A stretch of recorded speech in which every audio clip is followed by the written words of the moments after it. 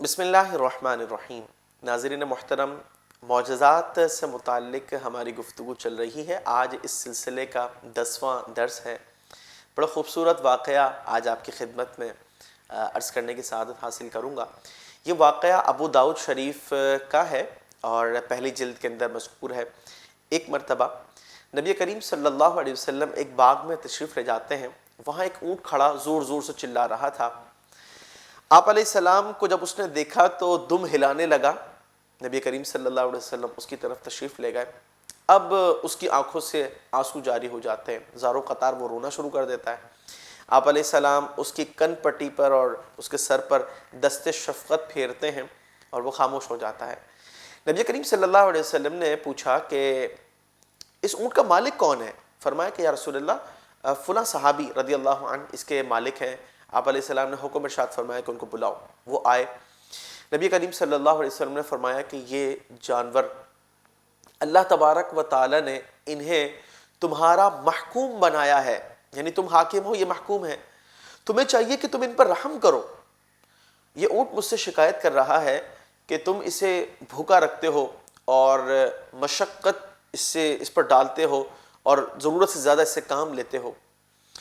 ناظرین، یہ واقعہ بظاہر سننے کو تو ایک اچھا سا واقعہ ہے، لیکن یہ اپنے اندر بہت پیارے پیارے درس رکھتا ہے جس پر ہم مختصراً کلام کرتے ہیں۔ سب سے پہلی بات یہ ہے کہ نبی کریم صلی اللہ علیہ وسلم کو اللہ تبارک و تعالی نے کیسا عمدہ معجزہ عطا فرمایا کہ جانور بھی آپ علیہ السلام کے حضور اپنی شکایت کرتے ہیں۔ ذرا تصور کیجئے، ایک اونٹ زور زور سے چلا رہا ہے، آپ علیہ السلام کو دیکھتا ہے، اب اس کے بعد وہ دم ہلاتا ہے، حضور وہاں تشریف لے جاتے ہیں، پھر وہ رونا شروع کر دیتا ہے۔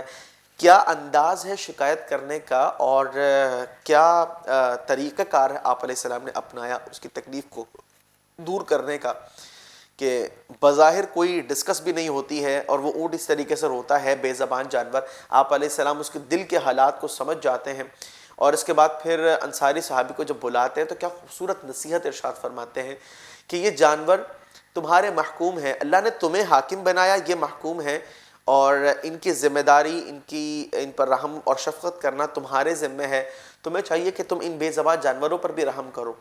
ناظرین، یہاں پر میں ایک بات کی طرف توجہ دلاؤں گا۔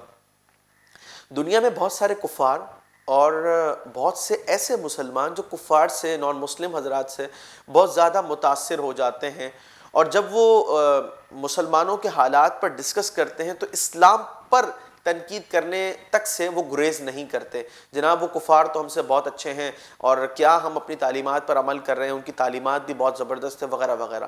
ناظرین، بات یہ ہے کہ اگر نظر اعتدال سے دیکھا جائے، 1% 100 میں سے 1% انصاف کیا جائے تو کیا شاندار تعلیمات ہیں اسلام کی کہ نبی کریم صلی اللہ علیہ وسلم ایک بے زبان جانور کے مالک کو یہ تلقین ارشاد فرما رہے ہیں کہ تم اس پر رحم کرو، ضرورت سے زیادہ کام مت لو، یہ تمہارے محکوم ہیں، اللہ نے انہیں محکوم بنایا اور تمہاری ذمہ داری ہے کہ عدل و انصاف کرو ان کے ساتھ۔ ناظرین، کیا تعلیمات ہیں!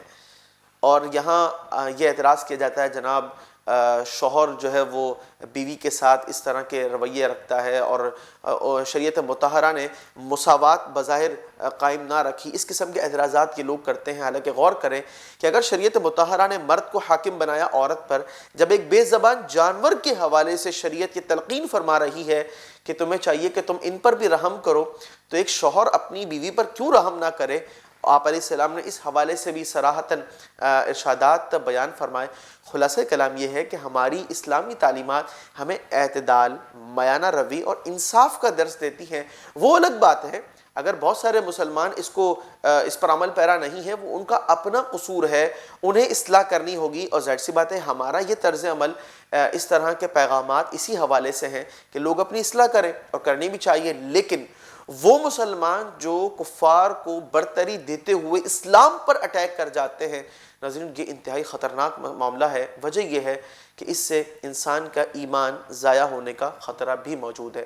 اور ناظرین، اس مبارک معجزے کے حوالے سے یہاں ایک بات آپ کو اور عرض کرتا چلوں، یہ تو صرف ایک واقعہ ہے کہ اونٹ اپنی فریاد کر رہا ہے آپ علیہ السلام سے، دیگر اور بہت سارے جانوروں نے بھی آپ علیہ السلام کے حضور عرضیاں پیش کی ہیں اور ان کے مسائل حل ہوئے ہیں۔ ایک شاعر اپنے شعر کے اندر اس کا نقشہ کھینچتے ہوئے کچھ یوں کہتے ہیں کہ ہرن نے، اونٹ نے چڑیوں نے کی یہی فریاد کہ ان کے درد کا مداوا حضور جانتے ہیں۔ مطلب یہ بے زبان جانور بھی آپ علیہ السلام کے گوش گزار اپنے مسائل کرتے ہیں، جانتے ہیں کہ ہماری تکلیفوں کا مداوا اس بارگاہ میں ہوگا۔